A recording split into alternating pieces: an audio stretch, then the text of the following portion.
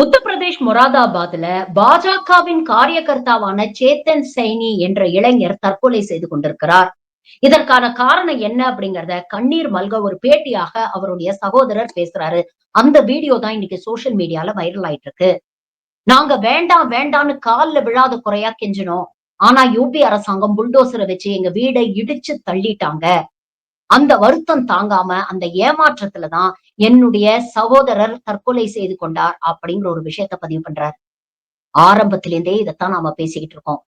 மற்றவர்களுக்கு இது நடக்கும் பொழுது சிரிச்சு, சந்தோஷப்பட்டு, கைதட்டு ரசிச்ச இந்த சங்கி கூட்டம், இன்னைக்கு இது இவங்க பக்கம் திரும்பும் பொழுதுதான் அந்த வலி என்ன, வேதனை என்ன அப்படிங்கிறது இவங்களுக்கு புரியுது.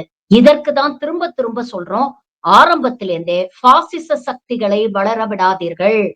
நீங்க கை தட்டி ஆரவாரம் பண்ணி அவங்களுக்கு சப்போர்ட் பண்ண அவங்களுடைய அராஜகம் நாளுக்கு நாள் அதிகரிக்கும். நேற்று சிறுபான்மையினரை தாக்கின இதே பாசிச கும்பல் இன்னைக்கு அவங்கள்ல ஒருவரான சேத்தன் சைனியோடைய வீடை இடிச்சு தள்ளியிருக்கு. வினை விதைப்பவன் வினை அறுப்பான் அப்படின்னு சும்மாவா சொன்னாங்க.